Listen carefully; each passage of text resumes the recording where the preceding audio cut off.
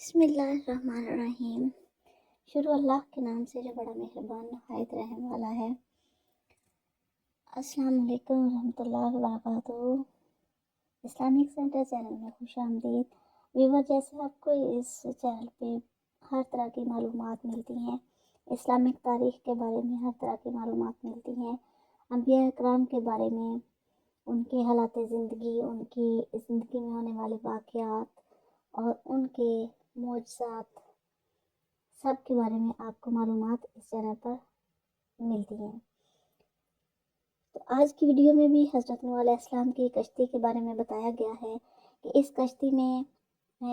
کشتی کی لمبائی کتنی تھی، چوڑائی کتنی تھی، اور اس کشتی کو کس طرح سے بنایا گیا اور کتنا عرصہ لگا اس کو بنانے میں۔ تو ویڈیو کو اینڈ تک ضرور دیکھیے گا بغیر سکپ کیے ہوئے۔ تو آئیے دیکھتے ہیں کہ حضرت نوح علیہ السلام کی کشتی کس طرح سے بنی تھی اور اس کو کتنا عرصہ لگا تھا۔ جب اللہ تعالیٰ نے نوح علیہ السلام کی دعا قبول کی تو اللہ نے حکم دیا کہ زمین میں ایک درخت لگاؤ تاکہ وہ تیار ہو جائے تو اس کی لکڑی سے کشتی بنائی جائے۔ نوح علیہ السلام نے اللہ کے حکم پر عمل کرتے ہوئے درخت لگایا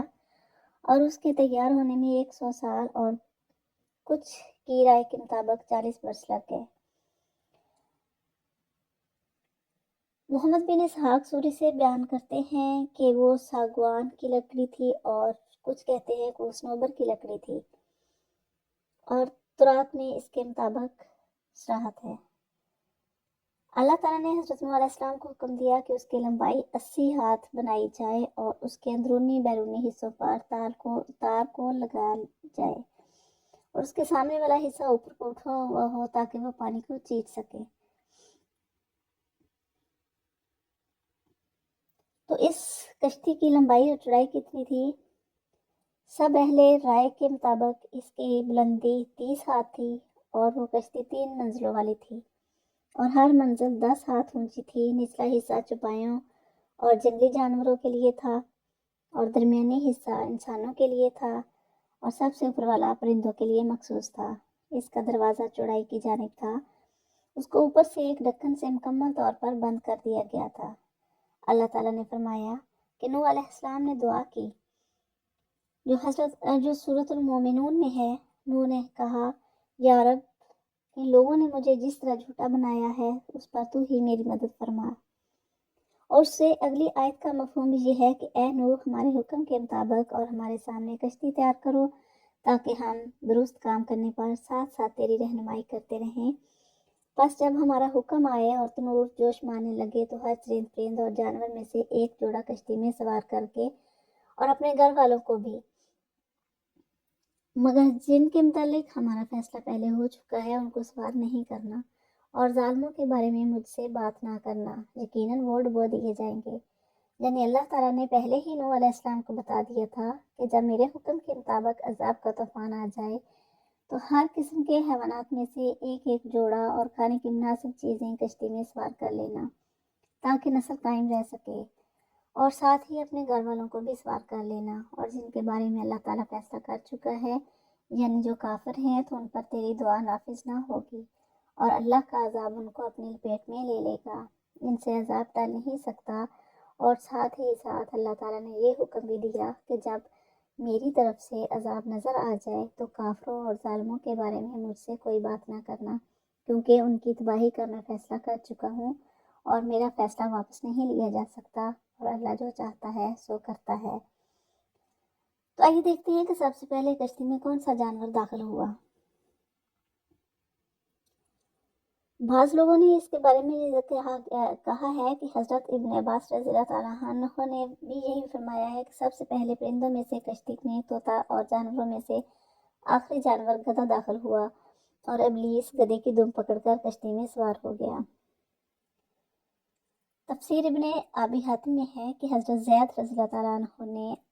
اپنے والد سے روایت کرتے ہیں کہ جب نوح علیہ السلام نے کشتی میں ہر قسم کے جانوروں کا ایک ایک جوڑا سوار کر لیا تو آپ کے ساتھیوں نے کہا، ہم کیسے مطمئن ہو سکتے ہیں، یا یوں کہا کہ ہمارے جانور کیسے پرسکون ہو سکتے ہیں جبکہ ہمارے ساتھ شیر بھی ہے۔ تو اللہ تعالیٰ نے اس پر بخار مسلط کر دیا اور اس نے ان پر سب سے پہلے بخار اس وقت نازل ہوا۔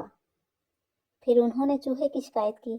کہ ہمارے کھانے پینے کے سامان کو خراب کر دے گا، تو اللہ تعالیٰ نے شیر کی طرف الہام نازل کیا، اس نے چھینک لی تو اس سے بلی نکلی اور چوہا اس کو دیکھ کر کہیں چھپ گیا۔ یہ روایت قابل حجت نہیں ہے کیونکہ مرسل اور منکر ہے۔ وَأَهْلَكَ إِلَّا مَنْ سَبَقَ عَلَيْهِ الْقَوْلُ کا خلاصہ یہ ہے کہ تیرے گھر والوں میں جن کافروں کے بارے میں تیری دعا قبول ہوئی کہ وہ ڈبو دیے جائیں گے، ان کو اپنے ساتھ کشتی میں سوار نہ کرنا، اور ان میں نوح علیہ السلام کا بیٹا یام بھی تھا، وہ غرق ہو گیا۔ ومن آمنا یعنی جو تیری امت میں سے جو تجھ پر ایمان لا چکے ہیں ان کو کشتی میں سوار کرنا۔ اور اس بارے میں اللہ تعالیٰ نے فرمایا کہ اس پر ایمان لانے والے تھوڑے تھے، حالانکہ ان میں ایک لمبا عرصہ رہے 950 سال، اور ان کو دن رات ہر طریقے سے اور ہر طرح سے تبلیغ کرتے رہے، ڈراتے دھمکاتے اور رغبت و شوق دلاتے ان کو اللہ تعالیٰ کی طرف بلاتے رہے۔ اب یہ دیکھتے ہیں کہ کشتی میں سوار لوگوں کی تعداد کتنی تھی۔ اس بارے میں مفسرین و مؤرخین کا اختلاف ہے۔ حضرت ابن عباس رضی اللہ تعالیٰ عنہ کا قول ہے کہ عورتوں سمیت 80 افراد تھے۔ حضرت کعب رضی اللہ تعالیٰ عنہ فرماتے ہیں 72 افراد تھے، اور یہ بھی کہا گیا ہے کہ 10 افراد تھے۔ اور ایک قول یہ ہے کہ نوح علیہ السلام کے 3 بیٹے اور یام بیٹے کی بیوی سمیت 4 بہوئیں بھی سوار ہوئیں، صرف یام الگ ہوا اور نجات نہ پا سکا۔ اور یہ بات قرآن مجید کی آیت کے ظاہر کے صریح خلاف ہے، کیونکہ آیت میں صاف تصریح ہے کہ آپ پر ایمان لانے والے دیگر لوگ بھی بچ گئے تھے، جیسے کہ قرآن مجید میں ارشاد باری تعالیٰ ہے، اور مجھے اور میرے مومن ساتھیوں کو بچا لیجیے۔ اور کچھ کہتے ہیں کہ اس میں 7 افراد سوار تھے، اور نوح علیہ السلام کی بیوی جو کہ آپ کے تمام بیٹوں حام، سام، یافس، یام ان سب کی ماں تھی، جن میں یام طوفان میں غرق ہوا، اور اہل کتاب اس کو کنعان کہتے ہیں، اور آبر وہ طوفان سے پہلے فوت ہو گئی تھی۔ اور ایک قول یہ بھی ہے کہ وہ ڈوبنے والوں میں شامل تھی۔ اور اللہ تعالیٰ نے نوح علیہ السلام کو حکم دیا کہ جب تو اور تیرے ساتھی کشتی پہ سوار ہو جائیں تو آپ یوں کہیں۔ سورۃ المومنون کی آیت نمبر 28 اور 29 میں فرمایا گیا، تو کہنا شکر ہے اللہ کا جس نے ہمیں ظالم لوگوں سے نجات عطا فرمائی، اور کہنا یا رب مجھے ایسا اترنا نصیب کر جو برکت والا ہو، اور تو بہترین اتارنے والا ہے۔ اور اللہ تعالیٰ نے نوح علیہ السلام کو حکم دیا کہ وہ اللہ تعالیٰ کی اس بات پر حمد و تعریف کریں کہ اس نے کشتی کو ہمارے لیے مطیع و مسخر کر دیا اور اس کے ساتھ نجات دی، میرے اور میری قوم کے درمیان فیصلہ کیا، اور میری مخالفت اور تکذیب کرنے والوں کو ہلاک کر کے میری آنکھ کو ٹھنڈک عطا کی، جیسے کہ سورۃ الزخرف میں ارشاد باری تعالیٰ ہے، اور جس نے ہر طرح کے جوڑے پیدا کیے اور تمہارے لیے وہ کشتیاں اور چوپائے بنائے جن پر تم سواری کرتے رہے ہو تاکہ تم ان کی پشت پر چڑھو، پھر جب ان پر چڑھ کر بیٹھ جاؤ تو اپنے پروردگار کی نعمت کو یاد کرو اور یہ کہو کہ پاک ہے وہ ذات جس نے اس سواری کو ہمارے لیے بنا دیا اور اسے ہمارے بس پہ دے دیا، ورنہ ہم میں یہ طاقت نہیں تھی کہ اس کو قابو میں لا سکتے، اور بے شک ہم اپنے پروردگار کی طرف لوٹ کر جانے والے ہیں۔ اس طرح ہر کام کے شروع میں خیر و برکت کی دعا کا حکم ہے تاکہ ان کا انجام اچھا ہو، جیسے کہ اللہ تعالیٰ نے نبی کریم صلی اللہ علیہ وسلم کو مکہ سے مدینہ کی طرف ہجرت کے موقع پر حکم فرمایا کہ یوں دعا کرو، اور یہ دعا کرو کہ یا رب مجھے یہاں داخل فرما، اچھائی کے ساتھ داخل فرما، اور یہاں سے نکال، اچھائی کے ساتھ نکال، اور مجھے خاص اپنے پاس سے ایسا اقتدار عطا فرما جس کے ساتھ تیری مدد ہو۔ اور فرمایا سورۃ ہود میں آیت نمبر 41 میں، اور نوح نے کہا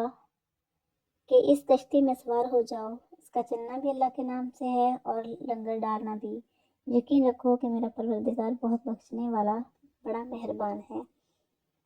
یعنی اس کے چلنے کی ابتدا اور انتہا اللہ کے نام سے ہے، میرا رب معاف کرنے والا ہے اور مہربانی کرنے والا ہے اور دردناک سزا والا بھی ہے، مجرم قوم سے اس کی سزا اور عذاب دور نہیں کیا جا سکتا،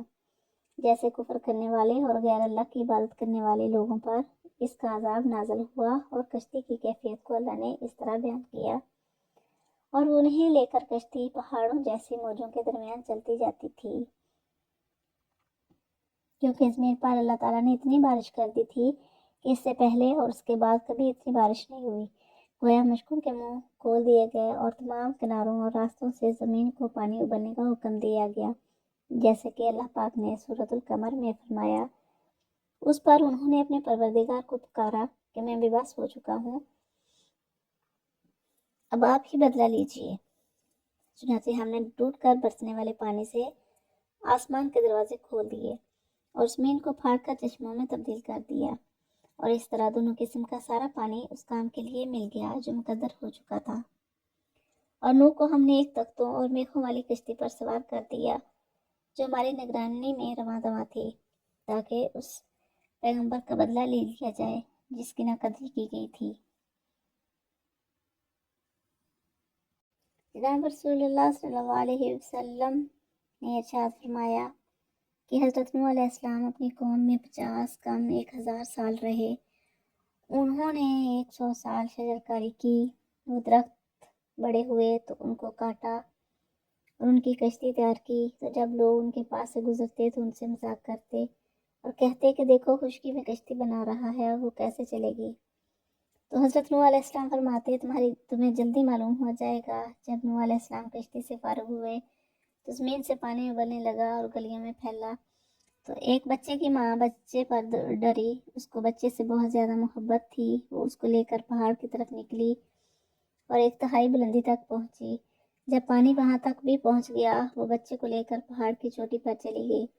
جب پانی اس کے گردن تک پہنچا تو اس نے بچے کو دونوں ہاتھوں کے ساتھ اوپر اٹھا لیا، مگر وہ دونوں ڈوب گئے۔ اگر اللہ تعالیٰ قوم نوح میں سے کسی پر رحم کرتا تو بچے کی ماں پر رحم فرماتا۔ اس سب سے غرض یہ ہے کہ اللہ تعالیٰ نے کافروں میں سے کوئی چلتا پھرتا شخص نہیں چھوڑا تھا، اور اس وضاحت کی موجودگی میں یہ بات کیسے کہہ دی ہے کہ عوج بن انق یا ابن اناق نوح علیہ السلام سے پہلے سے لے کر موسیٰ علیہ السلام کے زمانہ تک موجود رہا، اور کہتے ہیں کہ وہ کافر، سرکش، نافرمان اور برا آدمی تھا۔ اس کی ماں آدم کی بیٹی نے اس کو زنا کے نتیجے میں جنم دیا تھا، اور اس کا قد اتنا لمبا تھا کہ وہ سمندر کی تہہ سے مچھلیاں پکڑتا تھا اور ان کو سورج سے بھون لیتا تھا، اور نوح علیہ السلام کی کشتی میں سوار دیکھ کر کہتا تھا کہ یہ تیرا تھال کیا حیثیت رکھتا ہے، اور ان سے مذاق کرتا تھا۔ اس کا قد تقریباً 3333 ہاتھ تھا۔ اس کے علاوہ اور بھی اس کے متعلق بہت سی من گھڑت باتیں تحریر کی گئی ہیں۔ رسول پاک صلی اللہ علیہ وسلم نے فرمایا، تحقیق اللہ تعالیٰ نے آدم علیہ السلام کو پیدا کیا اور ان کا قد 60 ہاتھ تھا، اور اب تک انسانوں کے قد میں مسلسل کمی آ رہی ہے۔ یہ اس نبی پاک صادق و مصدوق کی خبر ہے جو اپنی خواہش و مرضی سے نہیں بولتا، بلکہ وہ وحی کے ذریعے بات کرتا ہے، جس طرح اللہ تعالیٰ نے اپنے نبی کی شان میں فرمایا۔ تو اس نبی علیہ السلام نے یہ فرمایا ہے کہ آدم علیہ السلام کے بعد انسانوں کی قد میں کمی واقع ہو رہی ہے اور قیامت تک یہ کمی ہوتی رہے گی، اور اس حدیث کا متقاضی یہ ہے کہ آدم علیہ السلام کی اولاد میں آدم علیہ السلام سے زیادہ لمبے قد والا کوئی شخص پیدا نہیں ہوا۔ اب اس حقیقت کو چھوڑ کر اہل کتاب کے قول کی طرف کیسے دھیان کیا جائے جنہوں نے آسمانی کتب میں اپنی مرضی سے تبدیلی و تحریف کی۔ پھر جب نوح علیہ السلام نے اپنے بیٹے کے لیے التجا اور دعا کی اور معلوم کرنا چاہا کہ جب میرے گھر والوں کی نجات کا وعدہ ہو چکا ہے تو پھر میرے بیٹے کو کیوں غرق کیا جا رہا ہے، تو اللہ تعالیٰ نے جواب میں فرمایا کہ یہ تیرے ان گھر والوں میں سے نہیں ہے جن کے بچانے کا وعدہ کیا گیا تھا۔ اللہ تعالیٰ نے آپ کو یہ فرما دیا تھا۔ سورۃ الہود میں آیت نمبر 40 میں۔ تو نوح علیہ السلام کے سوال پر اللہ تعالیٰ نے جواب میں ارشاد فرمایا کہ وہ تیرے اہل سے نہیں ہے، بلکہ اپنے کفر کی وجہ سے وہ تجھ سے الگ ہوا ہے، اور اللہ کے اسی فیصلہ کا نتیجہ ہے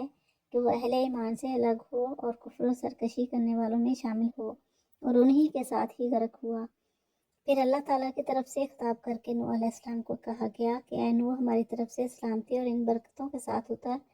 جو تجھ پر ہیں، اور تیرے ساتھ بہت سی جماعتوں پر، اور بہت سی امتیں وہ ہوں گی جن کو ہم فائدہ پہنچائیں گے، پھر ان کو ہماری طرف سے دردناک عذاب پہنچے گا۔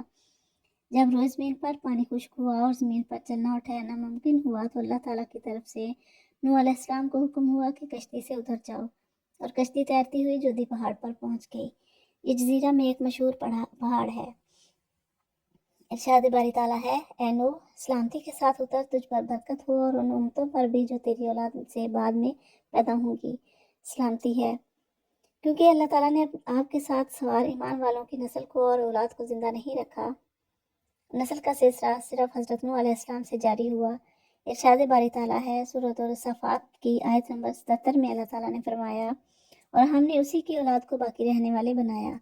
آج روز زمین پر اولاد آدم کی جتنی قومیں آباد ہیں وہ حضرت نوح علیہ السلام کے 3 بیٹوں سام، حام، جافس کی طرف سے منسوب ہیں۔ حضرت سمرہ بن جندب رضی اللہ تعالیٰ عنہ سے مرفوعاً مروی ہے کہ نبی کریم صلی اللہ علیہ وسلم نے فرمایا کہ تمام عربوں کا باپ سام اور حام حبشیوں کا باپ اور جافس رومیوں کا باپ ہے۔ جناب رسول پاک صلی اللہ علیہ وسلم نے فرمایا، روم سے مراد روم اول ہے، یعنی جنانی، جو رومی بن نبتی بن جنان بن جافس بن نوح علیہ السلام کی طرف منسوب ہیں۔ حضرت سعید بن مسیب رحمۃ اللہ فرماتے ہیں کہ نوح علیہ السلام کے 3 بیٹے تھے، سام، جافس اور حام، اور ان تینوں میں سے ہر ایک کے 3 بیٹے تھے۔ عرب، فارس اور رومی سام کی اولاد ہیں، جافس کی اولاد ترکس، کالیا اور جاجوج ہیں، اور حام کی اولاد قبط و سوڈان، بربر ہیں۔ حافظ ابن کثیر رحمۃ اللہ منصب کتاب میں فرماتے ہیں کہ میں کہتا ہوں کہ حضرت ابو ہریرہ رضی اللہ تعالیٰ عنہ نے رسول اللہ صلی اللہ علیہ وسلم سے روایت کی ہے کہ آپ صلی اللہ علیہ وسلم نے فرمایا کہ نوح علیہ السلام کے ہاں سام، حام، جافس پیدا ہوئے، سام کے ہاں عرب، فارس، روم والے پیدا ہوئے اور ان میں بھلائی ہے، اور جافس سے جاجوج، ماجوج، ترک اور کالیا پیدا ہوئے، ان میں کوئی بھلائی نہیں ہے، اور حام سے حبشی، تاتاری، سوڈانی پیدا ہوئے۔ تو یہ تھی آج کی ویڈیو، جس میں آپ کو بتایا گیا کہ کشتی میں سوار لوگوں کی تعداد کتنی تھی، کیسے حضرت نوح علیہ السلام نے کشتی کتنی دیر میں بنائی، کس چیز سے بنائی گئی، تو اس میں اللہ تعالیٰ نے کن لوگوں کو سوار کیا، حضرت نوح علیہ السلام کی قوم کے کون لوگ تھے جو اس کشتی میں سوار ہوئے، اور کون جو تھے وہ طوفان میں غرق ہو گئے۔ تو اس سے اگلی ویڈیو بھی بہت ہی اہم ہے، اس میں آپ کو بتاؤں گی کہ کشتی کتنی دیر تک بیت اللہ کا چکر لگاتی رہی، اس کے بارے میں آپ کو اگلی ویڈیو میں بتایا جائے گا۔ تو اگلی ویڈیو بھی لازمی دیکھیے گا۔